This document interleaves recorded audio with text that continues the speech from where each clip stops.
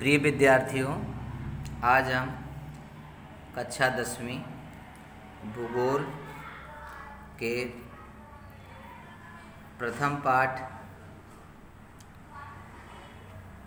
क्षेत्र अध्ययन इसका हम अध्ययन करने वाले हैं। तो आज इस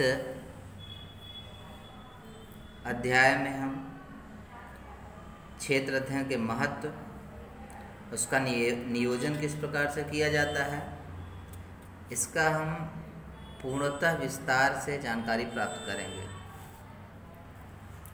तो बच्चों, क्षेत्र अध्ययन जो है हर एक विद्यार्थी मानव के लिए बहुत ही महत्वपूर्ण होता है, क्योंकि जब तक हम जहाँ पे रहते हैं वहाँ के बारे में भी उतनी जानकारी हमको प्राप्त नहीं रहती है।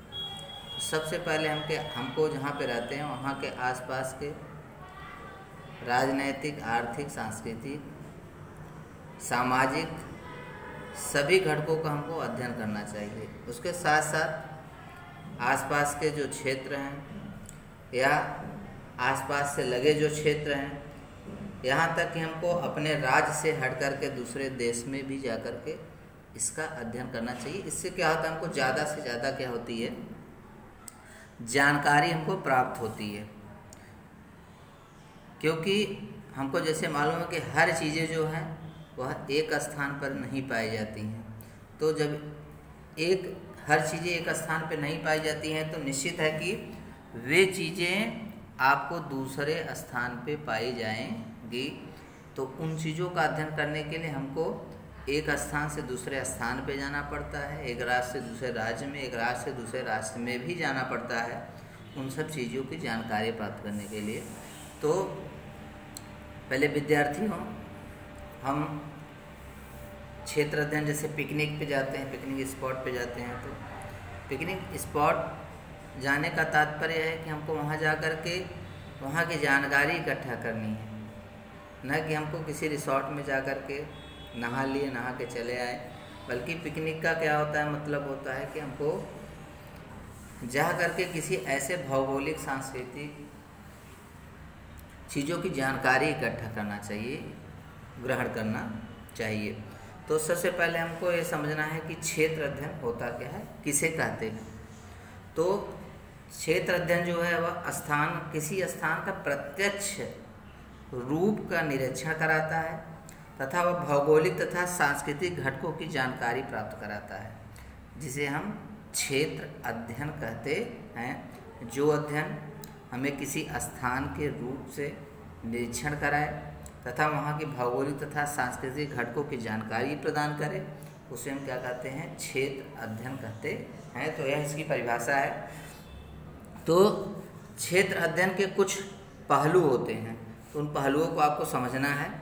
तो इसमें देखिए कुछ चीज़ें दी गई हैं। बस जैसे अभी हमको भूगोल में ब्राज़ील और भारत के बारे में पढ़ना है, तो ब्राज़ील और भारत के जो है यहाँ क्षेत्रीयता के बारे में दर्शाया गया है। तो बस इसमें अध्यापक जो है राहुल या मीना, कुछ जो इसमें पात्र हैं, उनसे वार्तालाप करता है कि यहाँ पे किस प्रकार से घटक पाए जाते हैं या इनके प्रकार कैसे होते हैं, इन सब चीज़ों पे बात किया गया है। लेकिन आपके जो सिलेबस में आने वाला है वह हम आपको बताने वाले हैं। तो सबसे पहले आपको समझना है कि क्षेत्र अध्ययन का महत्व क्या होता है। क्षेत्र अध्ययन का महत्व क्या होता है, तो सबसे पहला पॉइंट है, घटकों का प्रत्यक्ष अनुभव प्राप्त होता है। कि जब हम क्षेत्र अध्ययन करने जाते हैं तो वहाँ के जो घटक होते हैं, घटक कहने का मतलब जैसे वहाँ के भूरूप, नदी, तालाब, निवासी, जनजीव, ये सब क्या होते हैं, घटक होते हैं। इनकी हमको क्या होती है, प्रत्यक्ष अनुभव प्राप्त होता है। जैसे एग्जाम्पल, हमको जैसे कोई व्यक्ति कहीं से भी आता है, अगर मान लो कि कश्मीर से ही आता है, तो वह आने के बाद जो चीज़ें आपको बताती हैं वह एक आपके लिए कल्पना होता है, लेकिन वह प्रत्यक्ष नहीं होता है। लेकिन जब वह आप जा कर के वहाँ पे वो सब चीज़ें जो आप सुने रहते हैं किसी व्यक्ति से या पढ़े रहते हैं, तो वहाँ पे जा कर के वह आपको प्रत्यक्ष दिखाई देता है। वह अनुभव एक अलग होता है। तो प्रत्यक्ष अनुभव क्या होता है, एकदम अलग होता है हर चीज़ों से। तो सबसे पहले क्षेत्र अध्ययन का महत्व क्या होता है, घटकों का प्रत्यक्ष अनुभव क्या होता है, प्राप्त होता है। दूसरा है मानव तथा प्रकृति के बीच संबंध स्थापित होती है, संबंध की जानकारी प्राप्त होती है। मानव और प्रकृति के बीच संबंध क्या होते हैं, जब हम कहीं पे क्या करते हैं, क्षेत्र अध्ययन करने जाते हैं, तब हमको पता चलता है कि मानव और प्रकृति के बीच संबंध क्या है।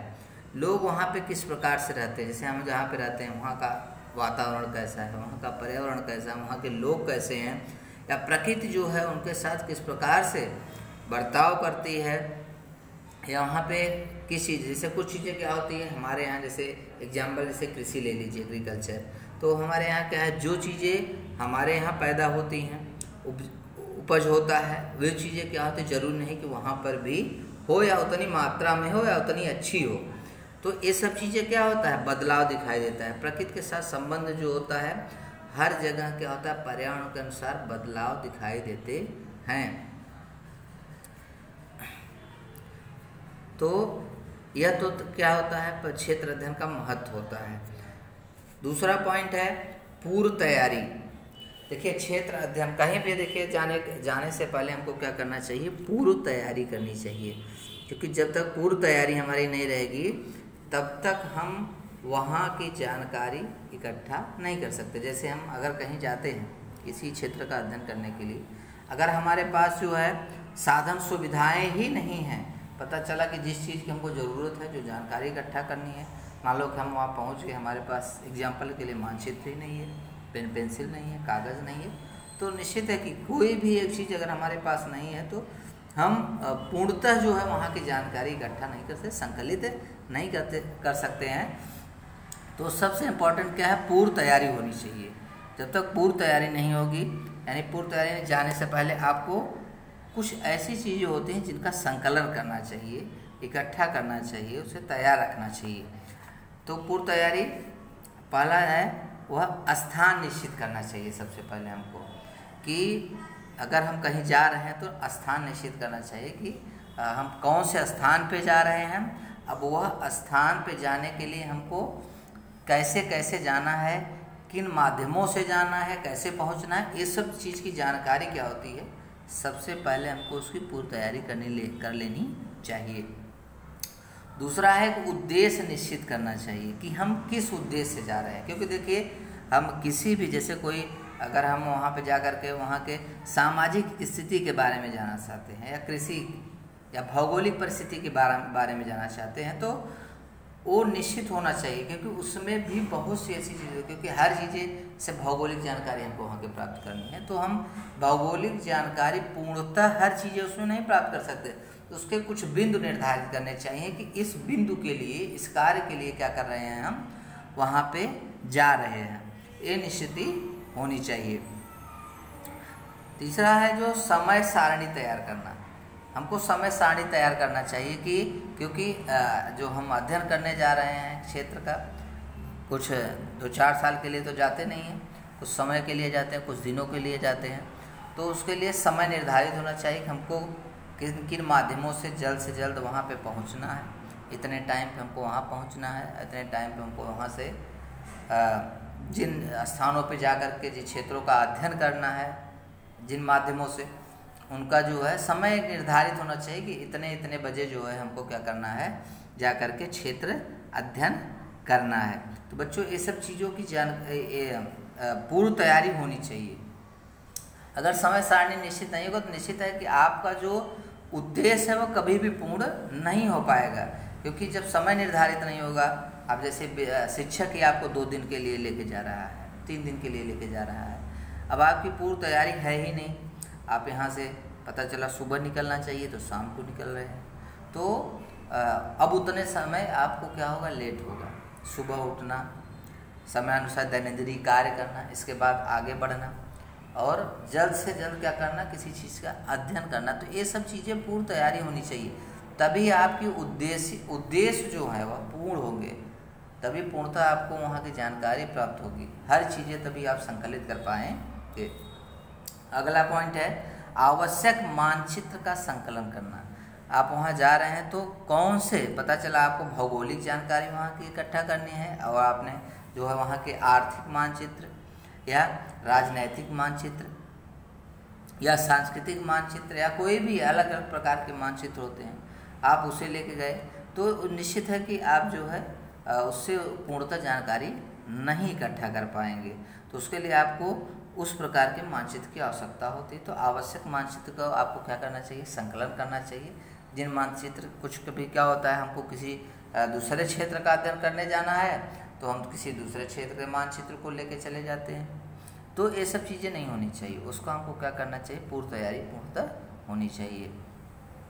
और अंतिम महत्वपूर्ण जो है वह क्या है, अनुमति पत्र का संकलन करना चाहिए। क्योंकि जब तक देखिए अनुमति पत्र जो है आपके पास नहीं है, जैसे आप यहाँ से कहीं जा रहे हैं, आप वहाँ का जो है क्षेत्र अध्ययन करने के लिए या किसी गांव या कस्बे का ही अध्ययन करने के लिए जा रहे हैं, कहीं भी जा रहे हैं आप, तो उसके लिए हमको क्या करना है कि वहाँ के जो राज्य क्या होगा या गांव का जो होगा, मुखिया होगा, मंत्री होगा, जो भी अधिकारी होगा, उसका सबसे पहले हमको क्या करना पड़ेगा, अनुमति पत्र मिलना चाहिए। कि वहाँ जाने से पहले, क्योंकि हम वहाँ जाएंगे कोई कार्य करने के लिए, क्षेत्र अध्ययन करने के लिए, तो हमको अनुमति प्राप्त होना चाहिए कि हम यहाँ पे भाई ऐसा करने वाले हैं। तो जब तक आपको अनुमति नहीं प्राप्त होगी तब तक वहाँ का आप जो है क्षेत्र अध्ययन नहीं कर सकते। तो इसका अनुमति पत्र का संकलन आपके पास होना चाहिए। अगर कोई आपको आपके कार्य में व्यवधान डालता है, रोकता है, तो आप उसे दिखा सकते हैं कि हमने भाई जो है यहाँ से अनुमति प्राप्त की है। तो यह तो पूर्व तैयारी होगा। तीसरा पॉइंट है उपयुक्त सामग्री। उपयुक्त सामग्री आपके साथ होनी चाहिए, जैसे कलम होना चाहिए, पेंसिल होना चाहिए, मापन पट्टी होना चाहिए, कैमरा होना चाहिए, दूरबीन होनी चाहिए, मानचित्र होना चाहिए, प्रथमोपचार पेटी होना चाहिए।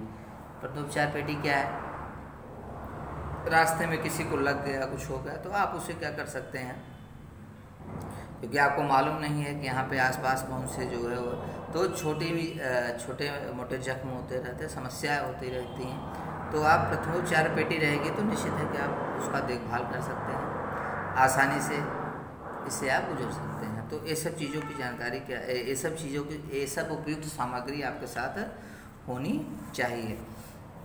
अगला पॉइंट है सावधानी। देखिए, सावधानी बहुत ही जरूरी होती है,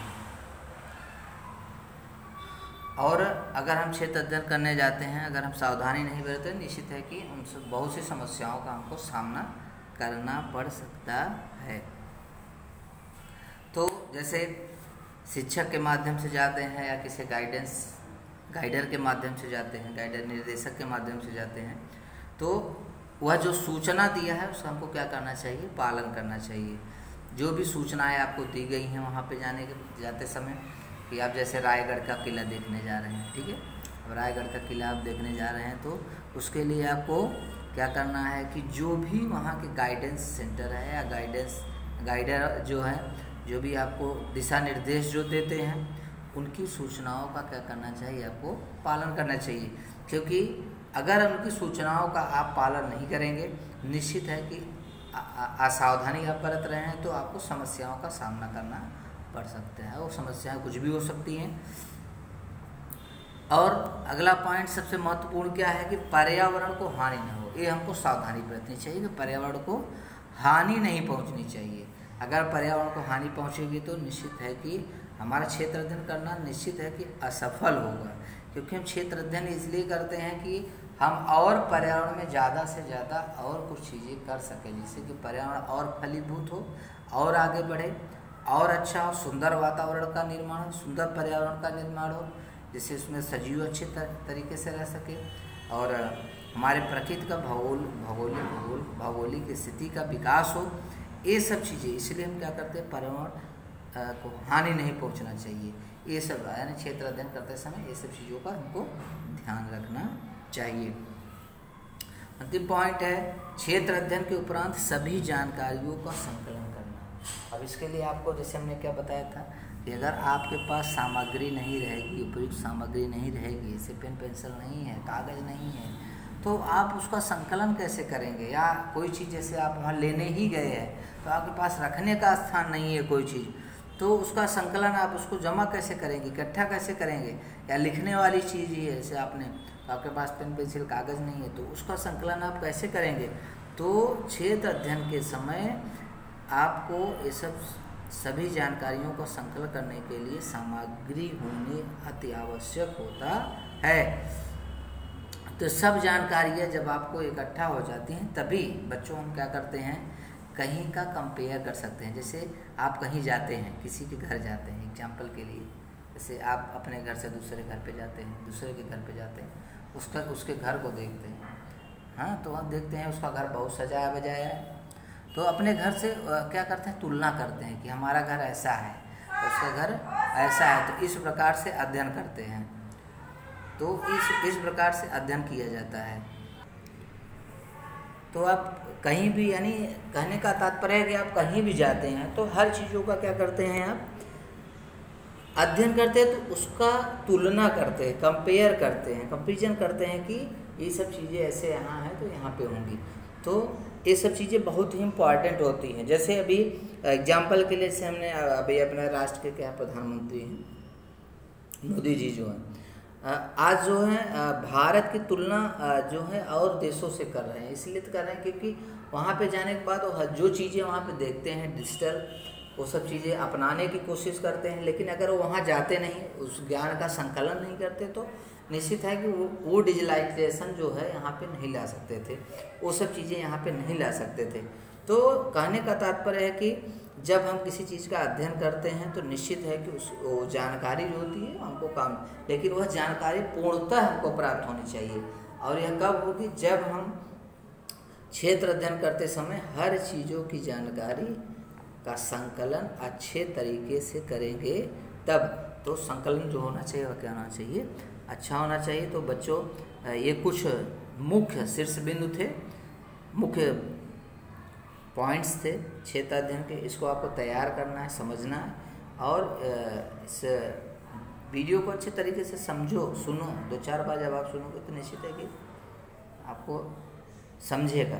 तो इसमें देखिए कुछ जो बगल बगल में पॉइंट दिए गए हैं उसे आपको समझना है और उसको आपको चर्चा करनी है, और जितने पॉइंट्स जो दिए गए हैं, क्वेश्चन जो दिए गए हैं, ये आपको तैयार करना है। जैसे यदि आप इस अध्ययन यात्रा में शामिल हो रहे हो तो आप क्या तैयारी करते।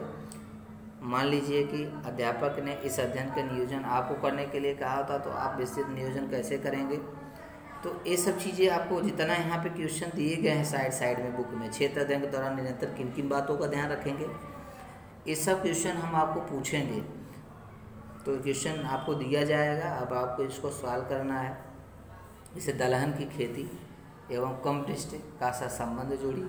तो आपको याद होना चाहिए कि दलहन जो होती है, दलहन मतलब समझ रहे हो, जो दालें होती हैं, जैसे तूर की दाल हो गई है, और चने की, मटर, जो भी है, ये सब चीज़ जो होती है जहाँ कम वर्षा होती है वहाँ इसको उपजाया जाता है। नहीं तो क्या होती है, उसका उपज जो होता है वह कम होता है। बहुउद्देशीय परियोजना के विषय में अधिक जानकारी प्राप्त करना है कि बहुउद्देशीय परियोजना मतलब क्या होती हैं। जितने भी जैसे जो बड़े बड़े बांध बनाए गए हैं, परियोजनाएं बनाई गई हैं, वो सब चीज़ों आपको समझना है। परियोजना में जो होते हैं बांध, ये सब जो चीज़ें होती हैं सब आती हैं।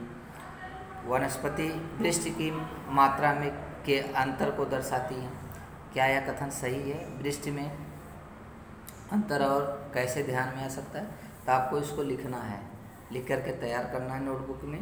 क्योंकि वनस्पति जो है, अगर वनस्पति ही नहीं रहेगी, जैसे आपको मालूम होती, निश्चित है कि वृष्टि यानी वर्षा वहाँ पे क्या होती है, बहुत विरल मात्रा में होती है, बहुत कम मात्रा में होती है। तो इसकी अधिक से अधिक आपको जानकारी क्या करनी है, लिखनी है।